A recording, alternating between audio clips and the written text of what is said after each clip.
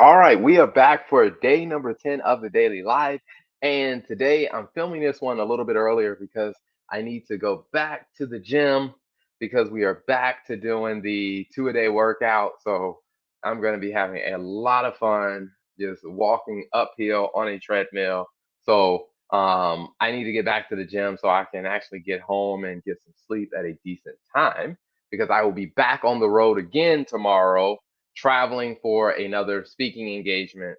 I'm filming this one a little bit earlier, but I wanted to revisit a topic that I talked about yesterday. So if you saw the live that I did yesterday, you heard the topic where I talked about, becoming a better speaker because a lot of people have been asking me about how did you become, a speaker who went from, in 2.5 years, went from almost very little to no speaking engagements. Maybe it was like maybe 4 or 5 speaking engagements to now we have a target of hitting 24 speaking engagements in this year. So we've already done 20 so far. As I said, I have one tomorrow, one virtual one tomorrow, and then another one on Thursday. So we're definitely going to exceed 24 speaking engagements in this year. So in a matter of 2.5 years, how did you go from where you were to not really speaking much to doing almost two a month? And I talked about what I did and how that process looked. And I went through 8 steps that were really important. And then I really zeroed in on step number 7. Step number 7 was really I became a good speaker and then I became a better speaker. And that is where I want to really focus in today because I shared some tips and some ideas there, but I think a lot of people probably heard that and it didn't really connect as well. And this is where I think something like using the golden age framework will definitely help you become a lot better because a lot of people may hear that commentary or what I shared there, and they may think that, okay, all right, what he said makes sense. I think I can do it, but we're often find ourselves stuck in this failure cycle. And a lot of times people can't get out of this failure cycle. It's because I have come to understand it is because of the way that we set goals. It's the way that we approach, trying to actually achieve different things. And unfortunately and unknowingly, the way that we have kind of conditioned and positioned ourselves to try to achieve things, it's really set us up to be consistent failures so often. And I'm like, by using the golden age method, we can radically change that and adjust it. So I'm going to walk through the example of becoming a good speaker and then becoming a better speaker and what that looks like. So I'm going to share my screen and I'm going to walk you through kind of what some of those steps were. And don't worry, I'm not going to make this very long because, as I said, I do need to head to the gym. But the way I will say this is that the first thing that I did is I realize that it's not really about, this, binary of like, did you hit the goal? Yes or no. And what I realized is I needed to change that because every time you didn't hit the goal, or let's say, you worked on the goal, life happened because it happens for all of us. Or let's say you worked on it, but there was some part of the goal that was outside of your control. Like, what do you do? Like, do you just, I mean, are you a complete failure because something happened outside of your control? For example, if I were wanted to set the goal like I did this year, I wanted to do 24 speaking engagements. What if I did 23? Does that mean that this year was a complete failure? Well, when you go from 16 speaking engagements to 23, yes, it's not 24, but you did 23 speaking engagements. I wouldn't consider that to be an absolute failure just because you didn't hit 24. And when I thought about that, I realized like we needed to change the way we were approaching our goals. And even in our company, I realized for a lot of our staff members that they were going through that failure cycle of every time I gave them feedback on something, they felt like they had failed. And I had to realize, like, all right, we got to change this mindset or we got to do something to change this because I don't want the people on our team to feel like a failure every time I give them feedback on something. And so we had to come up with a completely different process. And so that is how we came up with the golden age of coming up with a way to be able to give people feedback, to congratulate them and support them for the progress that they have made, but also at the same time to let them know there is a higher standard that they can work towards. Because I am not of the opinion that you should just let people do whatever they want to do and just say, hey, well, everyone gets a trophy, or that every effort is, the best thing ever. And it's not, because not all of my effort is the best thing ever. But I do need to be able to recognize what progress have I made, but still don't forget there is a higher standard that you can ascend to. And so here's the way I'll do it. Let me just go ahead and share my screen. Um, I am going to put this in full screen and I'll show you what I mean. The way we do it is we use a golden age framework. And the way the golden age framework works, and I'm going to zoom in a lot more. All right, so the way the golden age framework works, and I'll start this off by really going back to the basics on this one. So the way the golden age framework works is that what you want to do is you want to understand, like, what is your goal, and then you want to start laying out, what does average look like? What does good look like? What does excellent look like? Because once you create a scorecard like this, it makes it a lot easier for you to understand, where am I making progress, so you can, appreciate the progress you made, but never forget that there is a higher standard for you to work towards. So let's say, for example, the goal here is I want to be a better speaker, or let's say a better public speaker that speaks on stages in front of audiences. All right. The first thing we got to understand is, what are the drivers? What are the things that make you a better speaker?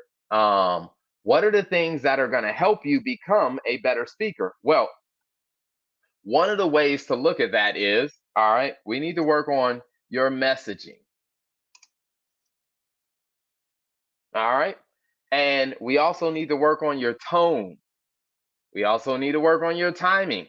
Now, there may be a list of other things, but I always say is I keep it manageable. Like, we don't need to put every single thing on the list that you need to work on, because you can't work on everything at the same time. But by being able to lay out, hey, here are 3 things that we can do. The first thing that you would do if you're using the golden age framework is identify, what does average. So the average speaker, when it comes down to messaging, what does the average speaker do? They get on stage and talk.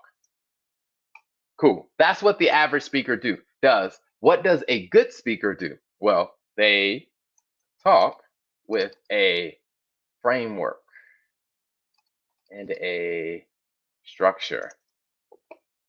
So a good speaker will not only just get on stage and talk, but they have a framework and they have a structure. So you know that they're trying to communicate something, like you can follow along, that there is some rhyme and reason to what they're saying. Then, if you're an excellent speaker, so talk with a framework and tell compelling stories to emphasize the takeaways. So here's what we got here. Now, what I can do is, whenever I give a speech, or whenever I'm talking somewhere, after my speech, I can go back and I can evaluate myself to say, hey, where did I fall on this scale for that speaking engagement? Did I have a framework? Did I have a structure? Was the audience able to see and follow along my framework, or did I just get on stage and talk? Now, at one point, all what I was doing is I got on stage and I talked, and I did that for a while, and people would say, hey, you did a good job. And I mean, it was average, but over time I got better, and I said, hey, I needed to have a little bit better of a framework of how I actually delivered my message. And then I got even better, and I said, hey, how do I start embedding stories to help emphasize and make the points more compelling?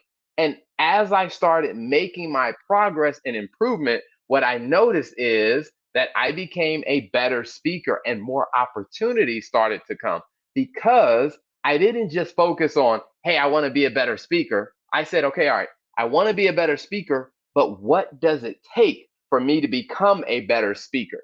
And then let's look at, for the sake of timing, because I like to keep these ones short, I'm going to look at, no pun intended, I'm going to look at the concept of timing. So let's say as a speaker, I want to work on my timing. So here's the thing. The average speaker, when they're focused on timing, they're, just trying to finish, within the allotted time.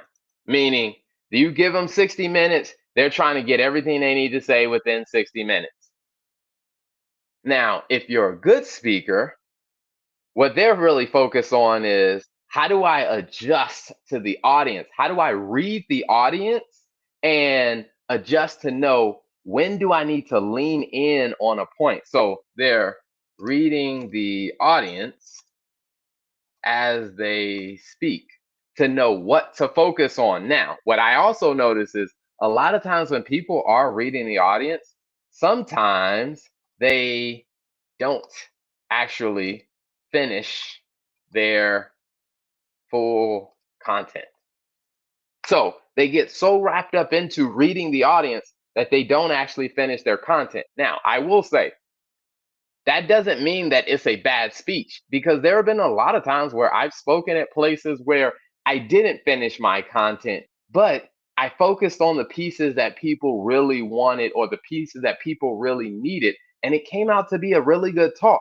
Now, another way to look at this will be, is you're an excellent speaker, meaning you can read the audience, but adjust to communicate your full message. I will tell you, this takes skill to be able to do this. It does take skill to be able to have a framework, to be able to communicate your message and read the audience and stay in time enough to be able to adjust to say, hey, I still got to tell my full message. I don't want them to walk out with just part of my message. Managing all of that, it does take excellent skill as a speaker to be able to do it. So here's how I would recommend that you use the Golden Age framework or a process like this. Once you lay out what your goal is, and I'm going to make this bigger for people to see it even more.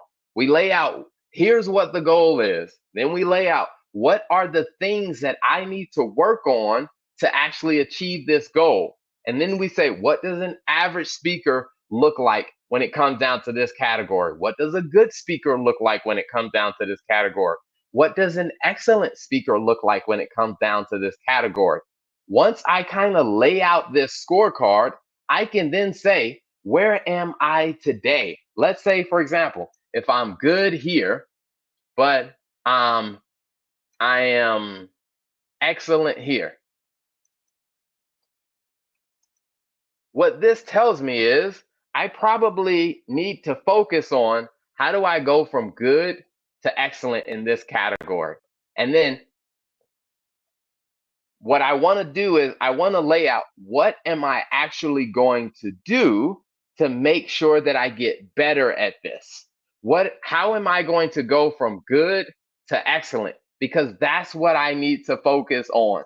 Because when I have this much clarity in how I can actually achieve the goal, and I've actually broken it down to something that is a whole lot more manageable and a whole lot more effective, what will happen is I will end up breaking that cycle of failure, because it's not necessarily about, well, did you become a good speaker or not? It's really about, hey, have I made progress in the right areas?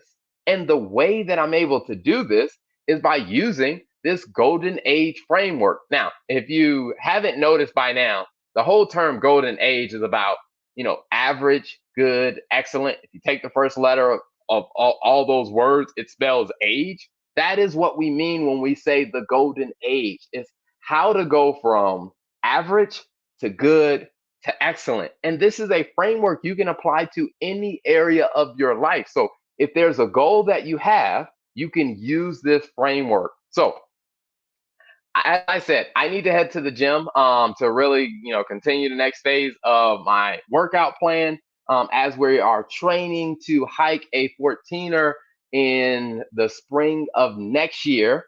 But I do appreciate you stopping by for the live. Thank you so much for tuning in for day number 10, and I will see you tomorrow.